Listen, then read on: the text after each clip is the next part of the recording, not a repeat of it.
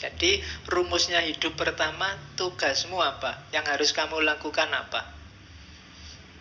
Saya sering bilang, nggak usah cerewet tanya, apa Pak? Saya nggak tahu. Nggak, kamu sudah tahu. Begitu kamu tahu identitasmu, sebenarnya kamu tahu apa yang harus kamu lakukan. Begitu kamu tahu bahwa saya mahasiswa Pak, kamu sudah tahu apa yang harus dilakukan.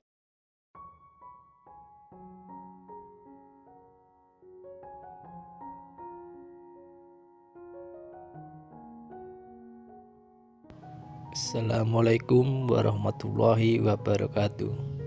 Jumpa lagi di Kata Filsafat. Jadi hidup ini yang pertama rumusnya katanya Markus, carilah apa tugasmu. Katanya Markus, segala sesuatu, apakah itu kuda atau anggur, diciptakan untuk tugas tertentu, untuk peran tertentu, maka carilah tugasmu sebagai manusia. Sering kan saya singgung ayat afahasibtum annama khalaqnakum abasa, itu kan Allah loh yang ngomong. Apa kami ciptakan engkau itu hanya untuk iseng? Pasti tidak, ada tujuannya. Kejar itu.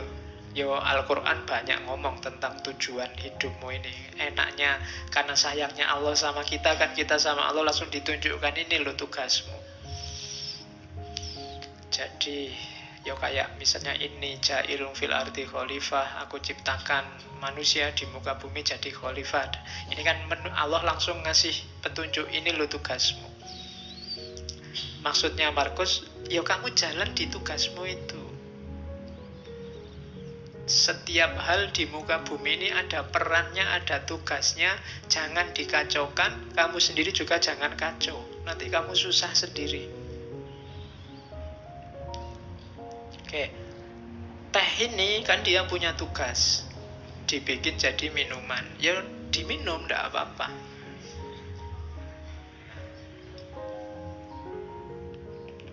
Manusia yang minum, jangan dibikin kacau. Nanti tehnya kamu pakai ngepel, terus kamu siramkan di karpetnya masjid, itu jadi kacau, kamu sumpek sendiri. Tidak di situ mainnya teh, dia untuk diminum. Jadi rumusnya hidup pertama, tugasmu apa? Yang harus kamu lakukan apa? Saya sering bilang, nggak usah cerewet tanya, apa Pak? Saya nggak tahu. Nggak, kamu sudah tahu. Begitu kamu tahu identitasmu, sebenarnya kamu tahu apa yang harus kamu lakukan. Begitu kamu tahu bahwa saya mahasiswa Pak, kamu sudah tahu apa yang harus dilakukan seorang mahasiswa. Di rumah, saya ini anak loh Pak, kamu tahu apa yang harus dilakukan seorang anak. Saya ini tetangga loh Pak, kamu sudah ngerti rumusnya tetangga yang baik seperti apa. Jadi tanya tugasmu apa, jalankan itu. Itu rumusnya orang hidup yang pertama. Dan yang kedua, ndak usah khawatir, ndak bisa. Katanya Markus, manusia pasti mampu melakukan semua yang Tuhan ingin ia lakukan. Kalau Allah nyuruh kita jadi khalifah, pasti kita punya kekuatan untuk mengkhalifahi alam semesta.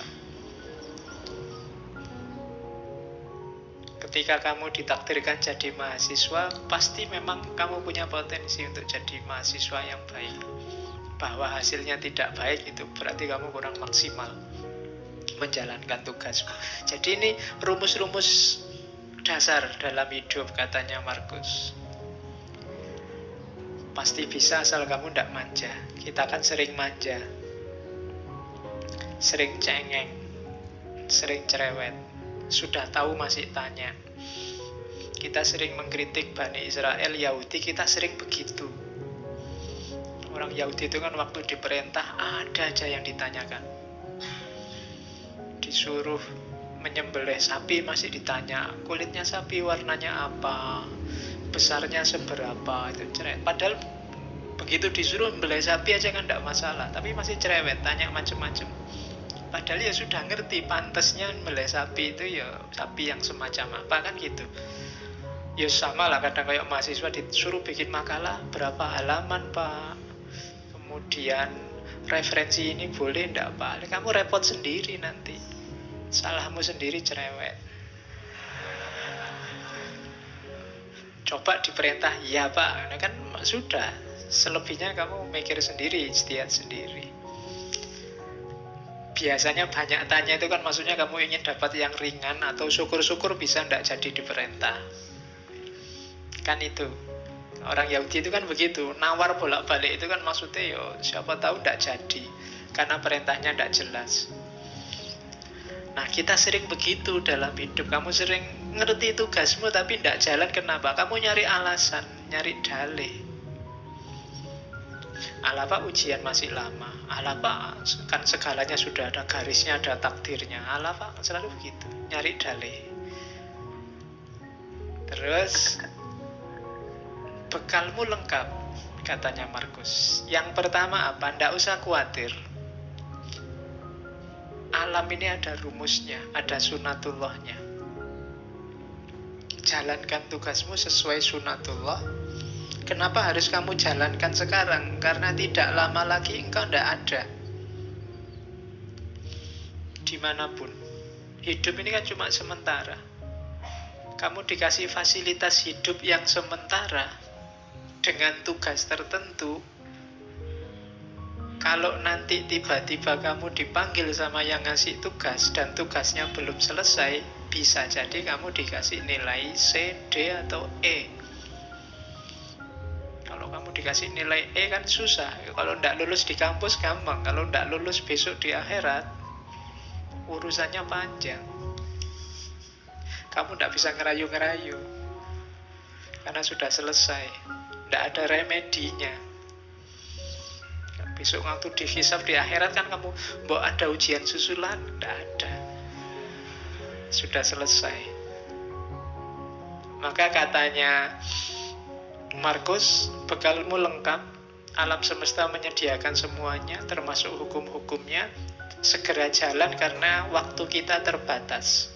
Pada saatnya semua akan tidak ada, termasuk Hadrian, termasuk Augustus di kalimat itu.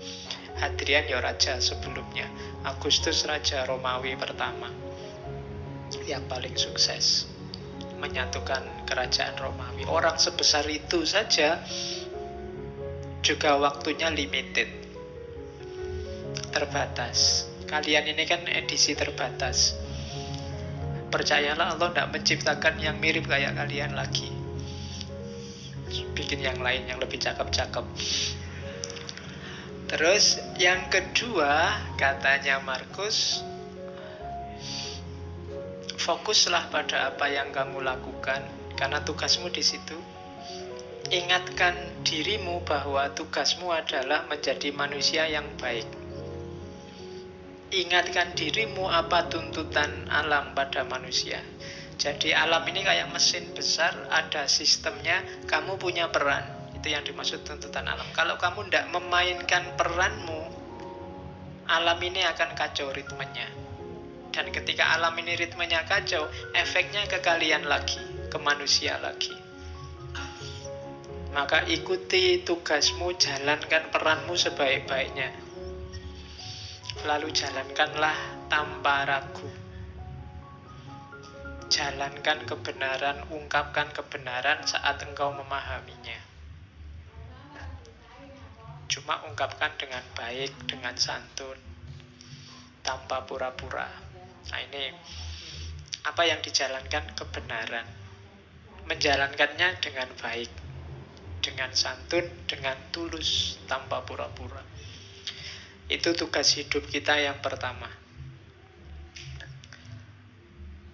Di meditation itu saya potong rumusnya orang hidup itu ini. Kita ingat-ingat coba ya, ini pedoman hidup kita, katanya Markus. Hidup kita itu secara durasi itu sementara, pasti ya, limited. Tidak lama kok hidup kita itu. Sudah tidak ada lagi orang yang usianya mungkin 150 ke atas. Atau 200 lah, tidak ada. Orang sudah 70, 80 itu sudah luar biasa. Malah kasihan orangnya kalau nggak meninggal-meninggal. Oh iya, malah kasihan. Sifatnya berubah. Hidup kita ini karakternya alam di antara yang kita sebut sunatullah tadi berubah. Maka kalau kamu kaku, ritmemu akan kacau. Jangan kaku. Kamu harus luwes. Ketika kamu kaku, sementara lingkungan alam sekelilingmu berubah, maka yang terjadi ritmemu kacau, jangan-jangan kamu juga mengacaukan ritmenya orang lain. Jadi karakternya hidup ini berubah. Durasinya sementara. Persepsi kita, pemahaman kita, sifatnya abu-abu kalau bahasanya. Abu-abu itu apa? Kita ini manusia yang terbatas dan pemahaman kita juga terbatas. Kebenaran, kebaikan yang kita pahami itu sebatas kemampuan kita. Maka tadi jangan kaku. Kalau kamu kaku, kamu akan mandek di keterbatasan tadi. Kamu tidak berkembang, tidak lebih baik. Padahal kamu harus lebih baik terus, karena hari ini kamu terbatas. Besok batasmu harusnya lebih luas. Jadi persepsi kita ini suram. Kita itu tidak ngerti sangat banyak hal, ngertinya cuma sedikit. Berarti apa? Kebenaran yang kita tahu sebagai benar juga limited, terbatas. Bukan karena kebenarannya yang terbatas, tapi kapasitas kita yang terbatas. Kemudian persepsi urusan akal ya, pemahaman. Sekarang tubuh kita itu sifatnya melemah. Grafiknya manusia itu kan ya kecil jadi besar, setelah itu kan melemah. Sebenarnya bahasa aslinya membusuk. Usia-usia kalian ini mungkin sudah tidak bisa lebih tinggi lagi, tidak bisa berkembang lagi, sudah selesai. Kecuali kamu ikut terapi-terapi minum pil apa itu, nambah tinggi 2 cm itu mungkin ya. Sudah tidak bisa, percayalah, sudah habis pertumbuhanmu. Kamu minum susu pertumbuhan tulang sampai berapa, sudah selesai. Usia-usia kita sudah tua. Jadi, dan grafiknya pasti semakin melemah. Tidak ada orang yang tambah tua, tambah kuat, luar biasa, tambah tidak ada. Pasti. Jadi tubuh, jasad, fisik itu semakin melemah. Kemudian jiwa kita itu yang karakter utamanya sebenarnya dia kebingungan. Soul itu. Dia kalau tidak punya pemandu resmi, dia selalu bingung, mudah dipengaruhi. Akal itu kan, mental itu kan mudah dipengaruhi. Sekarang seneng, besok benci. Kemarin kerjasama, sekarang gegeran. Itu jiwa kita selalu begitu, mudah dipengaruhi, selalu dalam kebingungan. Kemudian 5 yang atas tadi kan serba tidak enak. Terus kamu, kalau gitu saya nunggu takdir, keberuntungan. Nah, keberuntungan, takdir itu tidak bisa ditebak. Tidak mesti. Di situ ditambahi oleh Markus kemasyhuran. Kemasyhuran itu mungkin kamu mengandalkan status, mengandalkan nama baik, mengandalkan keluarga, mengandalkan identitasmu sebagai apa. Katanya Markus itu juga tidak pasti. Seterkenal apapun orang, pada saatnya juga lenyap, dilupakan. Jadi ternyata hidup kita itu semacam ini. Ringkasnya apa? Katanya Markus, hidup ini bagian fisiknya seperti sungai. Dia berubah semakin lama semakin melemah. Sungai itu kan mengalir semakin ke yang lebih landai, lebih ke bawah. Sementara jiwa kita, rohani kita bagaikan mimpi dan kabut, tidak jelas, kebingungan. Dan akhirnya kita menjalani hidup itu kayak medan perang. Seperti medan perang dan perjalanan yang jauh dari rumah. Jadi hidup ini medan perangmu. Perang di mana?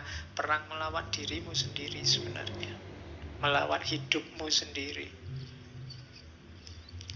Dan jangan mengandalkan reputasi, jangan mengandalkan status, jangan mengandalkan nama baik, karena semuanya akan terlupakan.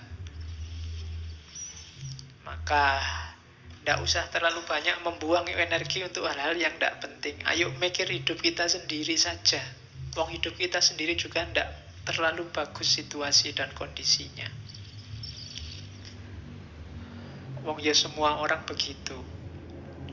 Kalau ditarik lebih jauh lagi, tidak ada orang yang pantas sombong. Sering saya bilang bahwa manusia itu diciptakan sebagai sosok yang tidak pantas untuk sombong. Karena lemah dalam segala aspeknya. Oke, nah kalau hidup begitu. Kebahagiaan terus. Nah kalau gitu apa harus sumpek? Enggak, katanya Markus. Meskipun hidup itu selemah itu, tapi kita tetap bisa bahagia. Terima kasih sudah menonton. Semoga bermanfaat. Terima kasih atas dukungan Anda semua.